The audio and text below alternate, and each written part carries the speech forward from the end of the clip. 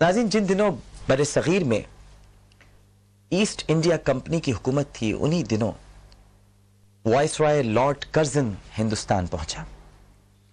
اس نے چند برس وہاں گزارے اور اس دوران ہندوستان کی طرز معاشرت کا بغور مشاہدہ کیا۔ اس نے حکومت برطانیہ کو ایک رقعہ لکھا۔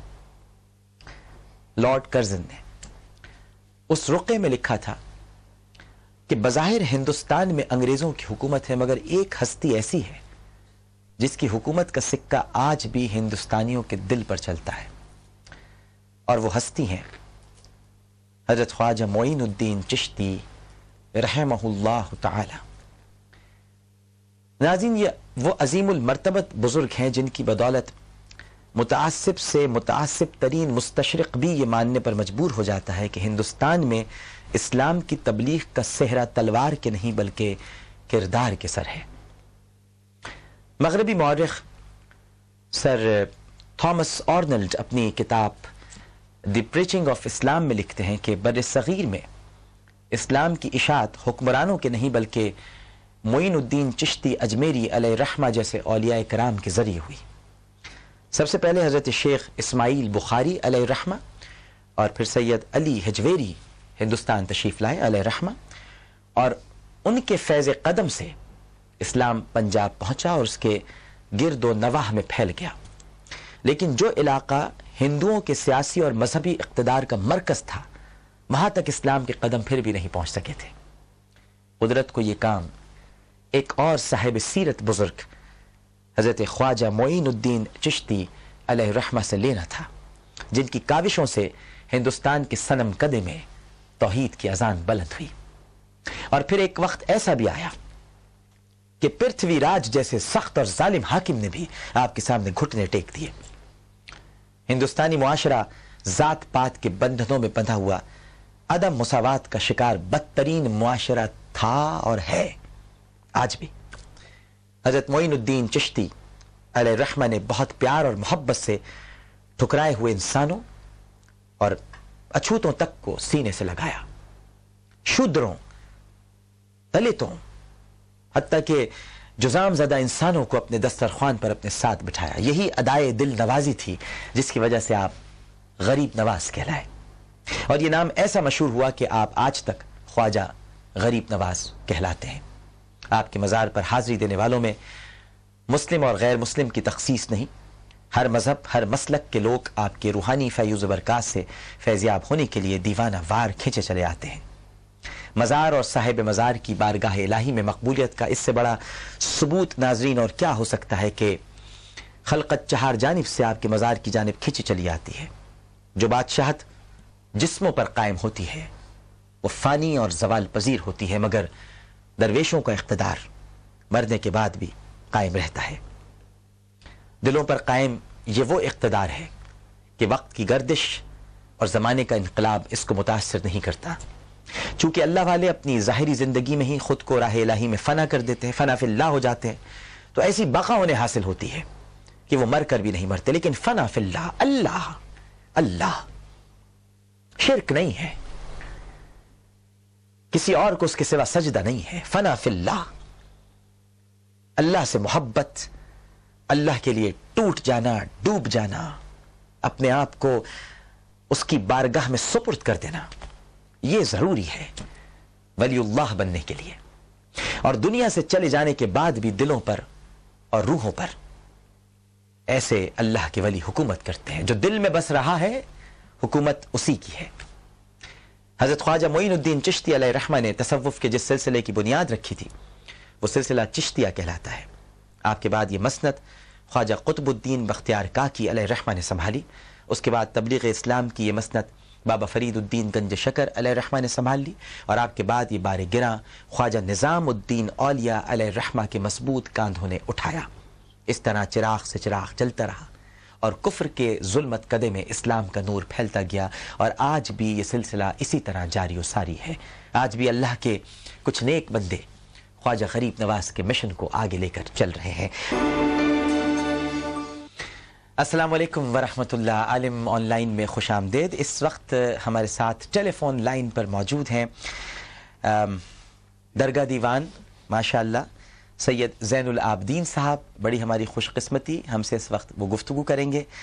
آپ حضرت خواجہ معین الدین چشتی اجمیری علیہ رحمہ کی درگاہ دیوان ہیں، اس وقت ہمارے ساتھ ٹیلی فون لائن پر موجود ہیں۔ السلام علیکم سید زین العابدین صاحب۔ السلام علیکم۔ وعلیکم السلام۔ کیسے مزاج ہیں آپ کے؟ الحمدللہ، ماشاء اللہ، جزاک اللہ، آپ کی بڑی مہربانی کہ آپ نے ہمیں وقت دیا اور ہم سے اس وقت گفتگو کر رہے ہیں۔ میں آپ سے بس یہ پوچھنا چاہوں گا حضرت کہ آج کل مزارات یقیناً اس وقت تنقید کا نشانہ بنے ہوئے ہیں، اور کچھ لوگوں کی جانب سے یہ کہا جا رہا ہے کہ مزارات رشد و ہدایت کا مرکز نہیں ہے۔ میں آپ سے یہ پوچھنا چاہوں گا، آپ اتنی بڑی درگاہ کے درگاہ دیوان ہیں، کہ کیا مزارات سجادہ نشین، کیا درگاہ ماشاءاللہ آپ دیوان تو لقب ہے، ٹائٹل ہے، سجادہ نشین، آپ سجادہ نشین ہیں، ماشاءاللہ سجادہ نشین ہیں۔ اللہ تعالیٰ آپ کو اس مرتبے پر، اس منصب پر قائم و دائم رکھے تا دیر۔ میں یہ پوچھنا چاہوں گا، کیا مزارات رشد و ہدایت کا مرکز ہیں؟ آپ اپنی نگاہ میں کیسے دیکھتے ہیں؟ دیکھیے، جہاں تک حضور رسالت محمد صلی اللہ علیہ وسلم کی تعلیمات کا سوال ہے جی، تو جتنے بزرگان دین اور صوفیاء کرام دنیا میں تشریف لائے جی، انہوں نے اپنی عملی زندگی آپ کی بتائی ہوئی راستے پر، آپ کی بتائی ہوئی تعلیمات پر عمل پیرا رہتے ہوئے ہی بسر کی، جی، اور دنیا کے جس خطے کے اندر آپ کی آخری آرام گاہیں ہیں، جی، وہاں پر آج بھی ان کی حیات مبارک کے اندر اور ان کے وصال مبارک کے بعد آج بھی بلا قید رنگ و نسل دنیا انسانیت اپنی مرادوں کو لے کر کے وہاں حاضر آستانہ ہوتی ہے اور وہ اپنی مرادیں پاتی ہے۔ لیکن جہاں تک تعلیمات پر عمل پیرا رہنے کا سوال ہے تو میرے کو یہ افسوس کے ساتھ کہنا پڑ رہا ہے کہ جتنے سلسلے کے لوگ وابستہ ہیں یا جو بزرگان دین سے عقیدت رکھتے ہیں، وہ جب آستان عالیہ کے اوپر حاضر ہو کر جو بھی عرض معروض کرتے ہیں، اس کے ساتھ ساتھ وہ یہ کہنا بھول جاتے ہیں یا یہ عرض کرنا بھول جاتے ہیں، یا ان کے یہ ذہن میں نہیں رہتا کہ اے صاحب مزار، چاہے وہ غریب نواز رحمۃ اللہ علیہ کا ہو یا آپ کے وہاں پر داتا گنج بخش رحمۃ اللہ علیہ کا ہو، بابا فرید گنج شکر رحمۃ اللہ علیہ کا ہو، اور جتنے بزرگان دین وہاں پر آپ کے یہاں آرام فرمائے ان کے مزارات ہوں، وہاں پر ان کی جو تعلیمات ہیں، ان تعلیمات میں سے ان حاضر آستانہ کو سب سے آسان تعلیم کون سی رکھتی ہے؟ اگر وہ اس آسان تعلیم پر عمل پیرا رہتے ہوئے اپنی عملی زندگی بسر کرنے کا وعدہ فرمائیں تو اس سے اس صاحب مزار کو صاحب مزار کی خوشنودی حاصل ہوتی ہے، اور ان کی عقیدت کا نذرانہ، سب سے بڑا نذرانہ وہ آستانے کے اوپر پیش کرتے ہیں اپنی طرف سے۔ لیکن آج یہ چیزیں بالکل فراموش کر دی گئی ہیں۔ صرف درگاہوں کے اوپر آج کل یہ رہ گیا ہے کہ چندے لینا، جہاں تک جو پیسہ نذرانے کی شکل میں آتا ہے وہ پیسہ بیوگان کے اوپر خرچ کیا جائے، یتیم بچوں کی تعلیمات پر خرچ کیا جائے، ان معصوم بچوں کی تعلیمات کے ساتھ ساتھ ان لوگوں کے اوپر خرچ کیا جائے جو بیمار ہیں، جن کے دوا دارو کے لیے کوئی پیسہ نہیں ہے۔ بڑے بڑے مدارس قائم کیے جائیں، بڑے بڑے انسٹیٹیوشن قائم کیے جائیں، وہاں پر ان کو اعلیٰ سے اعلیٰ دینی اور دنیاوی دونوں تعلیم سے آراستہ ان کو کیا جائے۔ لیکن آج ان آستانوں کے اوپر یہ چیزیں ہمیں دیکھنے کو نہیں مل رہی ہیں۔ جو پرانا خانقاہی نظام تھا وہ بالکل آج کی تاریخ کے اندر درم برم ہو گیا ہے۔ جی، تو اب کیا کرنا چاہیے حضرت زین العابدین صاحب؟ کیا کریں، کیسے صحیح کریں تمام چیزیں جو آپ جو خود فرما رہے ہیں کہ اب سب کچھ ویسا نہیں ہے، تو اس کو کیسے درست کیا جائے؟